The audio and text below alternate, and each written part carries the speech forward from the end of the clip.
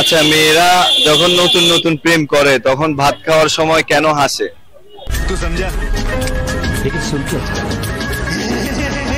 একটা ছেলে এক্সামে পেয়েছে 82 নাম্বার, আবার একটি মেয়েও এক্সামে পেয়েছে 82। তো এখন আপনাদের কাছে বলতে হবে কে বেশি বুদ্ধিমান। মেয়েটা। কেন?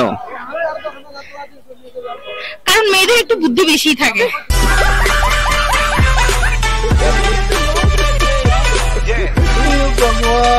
আসসালামু আলাইকুম, কেমন আছেন? ওয়ালাইকুম আসসালাম, আলহামদুলিল্লাহ ভালো। আপু কেমন আছেন? আলহামদুলিল্লাহ ভালো। আচ্ছা, আপুর নামটা কি? পারুল। আপুর মিম। কি করা হচ্ছে? আমি স্টাডি করতেছি প্রিমিয়ারে সিএসসি ডিপার্টমেন্টে। আচ্ছা, আপুর? আমি অনার্স ফার্স্ট ইয়ারে মহসিন কলেজে। আচ্ছা, বাংলাদেশে দিনে দিনে ডিভোর্সের সংখ্যা বেড়ে যাচ্ছে, এর একটা করে কারণ বলতে হবে। আন্ডারস্ট্যান্ডিং হয় না, দুজনের ভিতর কি ঝগড়াঝাটি তো বেশি হয় মনে হয়। কাউকে বুঝতে চায় না, মানে সাধারণত কেউ কাউকে বুঝতে চায় না, বা কোনো একটা সমস্যা হইলো কেউ চুপ থাকে না। যেমন আমার আম্মা একটা কথা বলে, দেখছি গরম হইলে তখন মানে কি করতে হয়, মানে দেখছি গরম হইলে তখন হচ্ছে ওইটা ঠান্ডা করতে হবে। আপনি গরমের সাথে তো গরম হবে না, মানে গরমের সাথে আপনার পানি ঢালতে হবে যেখানে ওইটা ঠান্ডা হবে। তো একটা ঝগড়া হইলে ঝগড়াটা ঠান্ডা হওয়ার জন্য যে মানে যেভাবে করতে হয় ওভাবে যদি না করে তখন তো কি হয়, ঝগড়ার সৃষ্টি হয়, দূরত্বের সৃষ্টি হয়, তারপর অনেকে ডিভোর্সের জন্য করে, মানে সিদ্ধান্ত ডিভোর্সের পর্যায়ে চলে যায়। সেই কারণে আপু কিছু বলবেন?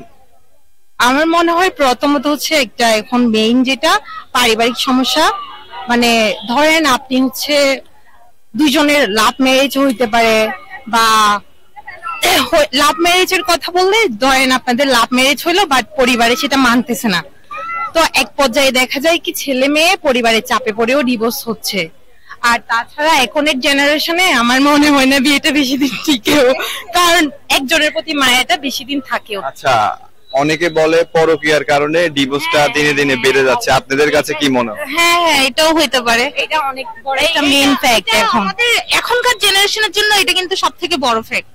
আচ্ছা, এটা বন্ধ করার জন্য আপনার কার কি করতে হবে?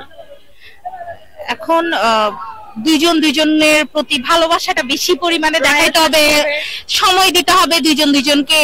তারপর মানে দুইজন দুইজনের প্রতি যদি লয়াল হয় সেক্ষেত্রে বাইরে চোখ দেওয়া, বাইরে সম্পর্কে জড়ানো। আচ্ছা, আপুরা তাদের অভিজ্ঞতা কিছু শেয়ার করলো। একটা ছেলে এক্সামে পেয়েছে 82 নাম্বার, আবার একটি মেয়েও এক্সামে পেয়েছে 82।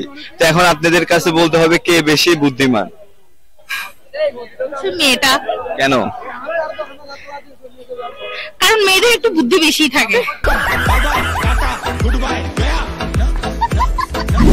ছেলেদের থাকতে পারে না? ছেলেদের ম্যাচুরিটি আসে লেটে, ওদের বুদ্ধিও কম থাকে আমার মনে হয়। তো তাহলে ছেলেরাই প্লাস কেমনে পায়? এখন এটার কি হইতে পারে, আনসার কি হইতে পারে একটু ভাবেন, 5 সেকেন্ড সময়। পারবেন আপু? এক্সামে মেয়েটাও 82 পাইছে, ছেলেটাও 82 পাইছে। এখন আপনাদের কাছে বলতে হবে কে বেশি বুদ্ধিমান।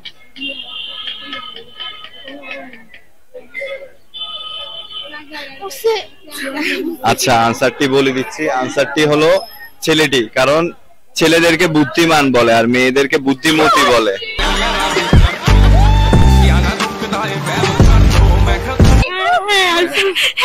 এটা কখনো ভেবেছেন?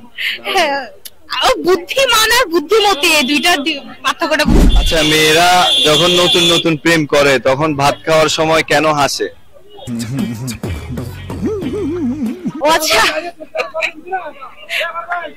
সবাই মানে মুচকি হাসবে, হয়তো চ্যাটিং করতেছে, চ্যাটিং এর মধ্যে কোন একটা মেসেজ হইতে পারে, ওইটা দেখে মুচকি হাসছে। এরকম কখনো হয়েছে আপনাদের? হ্যাঁ হইছে। এসেছেন ভাত খাওয়ার সময়? হ্যাঁ, ভাত খাওয়ার সময় অনেক সময় তো মোবাইল টিপি, দেখা যায় এমন কোনো মেসেজ আসলে হয়তো হাসি, বাট পিওর সিঙ্গেল ভাই।